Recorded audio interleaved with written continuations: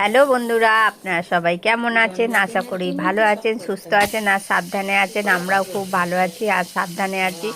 সকাল অনেকক্ষণ আগেই হয়ে গেছে। আজকে দাদার একটা চতুর্থীর কাজ আছে, তাই দাদা আর দাদার মাস্তুতো দাদা দুজনে মিলে সেই কাজটা করতে গেছে। আর সকালবেলা যাবার আগে আমাকে একটু মাছ, বাটা মাছ আর ডাঁটা এনে দিয়ে গেছে।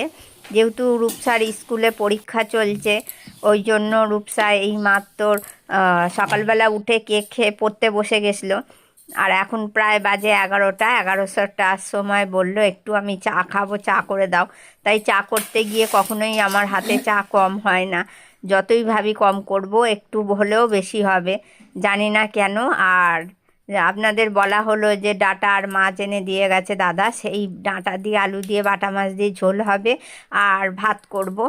আর রূপসা বলল আমি স্কুলে ঝোল খেয়ে যাব না, আমাকে আলু ভাতে ঘি আর মাছ ভাজা দিয়ে ভাত দেবে, আমি ওইটা খেয়েই স্কুলে পরীক্ষা দিতে যাব। তা চলে এসেছি চাল ধুতে। রূপসাকে চা দিয়ে আমিও চা খেয়ে চাল ধুয়ে দিচ্ছি আর আলু সেদ্ধ দেবো, তাহলে রূপসা খেয়ে যেতে পারবে। একটু তাড়াতাড়ি করছি।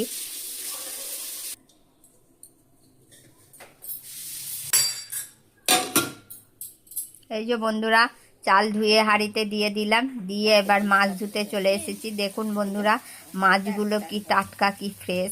সকাল সকাল গেলে, যেহেতু এখন গরম পড়ে গেছে, জ্যান্ত মাছ খুব কম পাওয়া যায় বেলা হলে, আর ভালো মাছ পাওয়া যায় না সেরকম। আর মাছটা ধুয়ে নিয়েছি। আর ওদিকে দেখতেই পাচ্ছেন সিম, আলু, গাজর সব দিয়ে বাটা মাছের ঝোল হবে। আর রূপসাকে মাছ ভাজা দিয়ে আর ঘি আলু সেদ্ধ দিয়ে ভাত খাইয়ে দিয়েছি। রূপসাও রেডি হয়ে গেছে। আর এখানে সেই বললাম দাদাদের চতুর্থীর কাজে চলে গেছে, কাজ থেকে এসে গেছে। এসে দাদা নিজের পুজো করতে চলে গেছে। আর ওই যে বাইরে টোটো দাঁড়িয়ে আছে রূপসাকে স্কুলে পরীক্ষা দিতে নিয়ে যাওয়ার জন্য। দাদা তো আর আজকে নেই। আর এই যে উনি যে ভদ্রলোক বসে আছে, উনি অনেক দূর থেকে আসে। আজকে থেকে না, অনেক দিনের পুরনো উনি। লকডাউনের থেকে 2 মাস 2 বছর আসেনি, তারপর থেকে আবার আসা শুরু করেছে।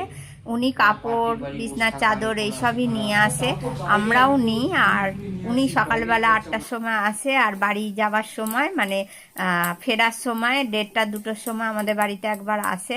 1টা 1:30 এরকম সময় আসে, একটু টিফিন খেয়ে বেরিয়ে যায়।